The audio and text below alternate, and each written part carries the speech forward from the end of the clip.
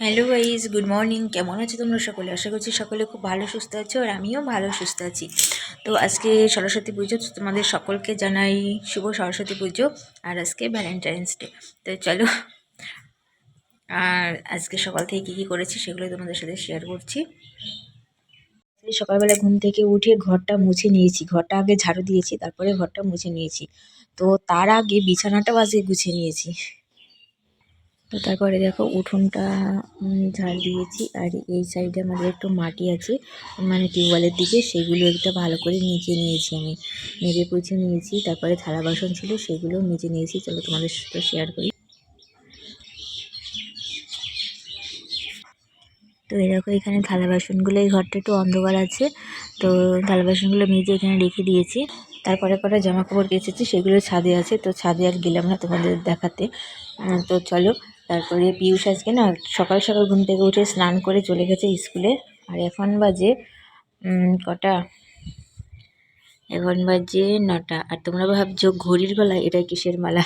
এটা পিয়ুষ একটা একাডেমিতে ভর্তি হয়েছে, অ্যাবাকাসে। তো এই যে তোমরা দেখতেই পাচ্ছ অ্যাবাকাস লেখা আছে, অ্যাবাকাসে ভর্তি হয়েছে, তো সেটাই এখানে টাঙিয়ে রেখেছি। তো আজকের সকালবেলাকার কি মেনু চলো তোমাদের সাথে শেয়ার করি। তো বাবার জন্য রুটি বানিয়ে পাঠিয়ে দিয়েছি। বাবা মাঠে গেছে আমাদের সরষে কাটতে।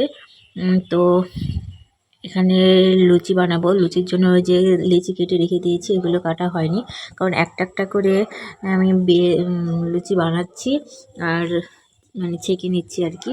তো এই যে এখানে দেখো কয়েকটা বানাচ্ছি। আর ভাবছো এটা হলুদ হচ্ছে কেন? তো এটা হলো সর্ষের তেল দিয়ে বানাচ্ছি, মানে লুচি বানানোর কোনো প্ল্যানই ছিল না, হঠাৎ করে বানানোর ইচ্ছা হলো, তো ওই জন্য সর্ষের তেলের আছেই কাছে, তো নিয়ে বানাতে রেখে দিয়েছি। তো চলো একদম বানিয়ে কমপ্লিট করে তোমাদের সাথে শেয়ার করছি।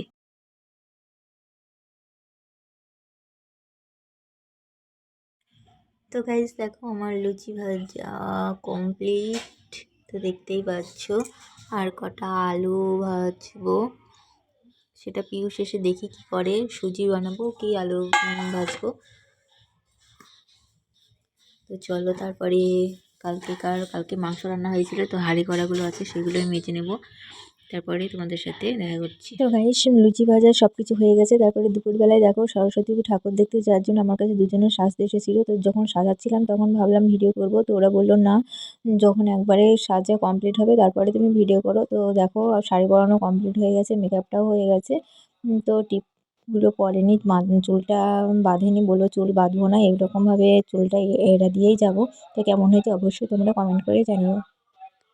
আর সবাই ঠাকুর দেখতে যাচ্ছিলেন, আমার কাছে সাজতে আসছিল, মনে হচ্ছিল আমিও ঠাকুর দেখতে যাই, কিন্তু যাওয়ার কেউ নেই, কী করবো। আজকে এই বছরটা এইভাবে কাটাতে হলো।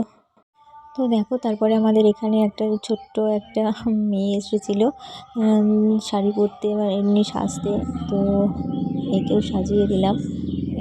তখন বিকেলবেলা, এটা বিকেলবেলা, ওরা এসেছিলো দুপুরবেলা আর এরা বিকেলবেলা। তো ওর মা একটু ভিডিও করছিল আর আমি একটু ছবি তুলে নিলাম। তো কেমন হয়েছে অবশ্যই জানিও। তো দেখো এখন বিকেলবেলা হয়ে গেছে, সবাইকে সাজানো গোছানো কমপ্লিট, আর আমি এখন যাচ্ছি ছাদে জামা কাপড় তুলতে। আর সামনে ওনা টোনা কিছু পেলাম না, তাই গামছাটা নিয়ে চলে আসলাম, যেহেতু ছাদে যাবো আর আমাদের বাড়ির রাস্তার ধারে। তো চলো দেখতে থাকো ভিডিওটা। আর কানেরগুলো খুলে রেখেছি, মানে পিয়ুষ ঘুমের ঘরে কানের মাথা মাথা কান মানে সব চুলমুল সব ছেড়ে, তো ওই জন্য। তো ছাদে চলে আসলাম, আর এখানে জামা কাপড়গুলো সব কেচে দিয়েছিলাম, তোমাদের তো বললাম কতগুলো জামা কাপড় কেচেছি। তো সেগুলো ভালো করে গুছিয়ে ভাঁজ করে ঘরে রাখতে হবে। তো ভাবলাম না, ছাদের উপর থেকেই ভাঁজ করে ভালো করে গুছিয়ে নিয়ে যাই, তারপরে আলনায় রেখে দেবো। তো দেখো গোছাচ্ছি, আর বাবাকে একজনে ডাকছিল, তো ওই জন্য ওখানে দাঁড়িয়েছিলাম আর কথা বলছিলাম ওনার সাথে। তো বাবা হাঁটতে গেছে, সেটাই ওনাকে আমি বলছিলাম। পিয়ুষ আর ওর ঠাম্মি গেছে একটু স্কুলে গেছে, ওখানে পুজো, তাই।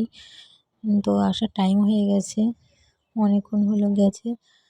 তো দেখো এগুলো আমি কাপড় তারপরে মানে শাড়ি সব গুছিয়ে ভাঁজ করে রেখে দিচ্ছি।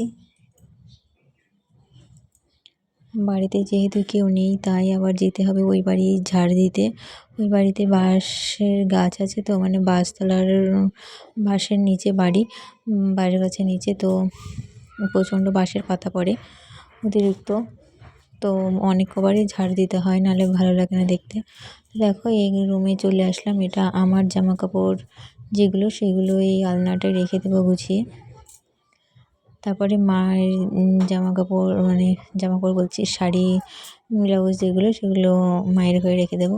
আর আমরা এখন একটা ঘরেই ঘুমোচ্ছি, মানে আমি, বাবা, মা, পিয়ুষ সবাই একটা ঘরেই ঘুমোচ্ছি। এখনও শীত আছে, গরম পড়েনি, গরম পড়লে তখন আলাদা ঘরে শুতে হবে। আর যেহেতু তোমার দাদাভাই এখন নেই বাড়িতে, তাই তো এই ঘরে গোছানো হয়ে গেল। এবার যাবো ওই ঘরে। তো তার আগে জানলাটা বন্ধ করে দিই, কারণ এখন বিকেলবেলা সন্ধ্যা লাগা লাগা ভাব হয়ে এসেছে, তো এই ঘরটা তো দরকার নেই, আর ওই জন্য জানলাটা বন্ধ করে দিচ্ছি। তো ঘরের লাইটটা অফ করে দেবো। এবার ওই পাশের রুমে চলে আসলাম, মানে যে ঘরটায় এখন আমরা ঘুমোচ্ছি আর কি, সেই ঘরে। তো এখানে পিয়ুষের জামা কাপড় এখানে রেখে দেবো, যেগুলো পিয়ুষ পরে সবসময় পরে আর কি। তো আলনা তো বারবার রাখা যায় না, ওই জন্য একটা বাস্কেটের উপরে ওর যেগুলো প্যান্ট জামা যেগুলো পরে সেগুলো। তো দেখো এইদিকে আমাকে তোমরা দেখতে পাচ্ছ না, কারণ এখানে একটা আলনা আছে, সেটার উপরে আমি মানে ফোনটা রেখেছি আর গুছিয়ে রাখছি সব জামা কাপড়। তো কেমন হয়েছে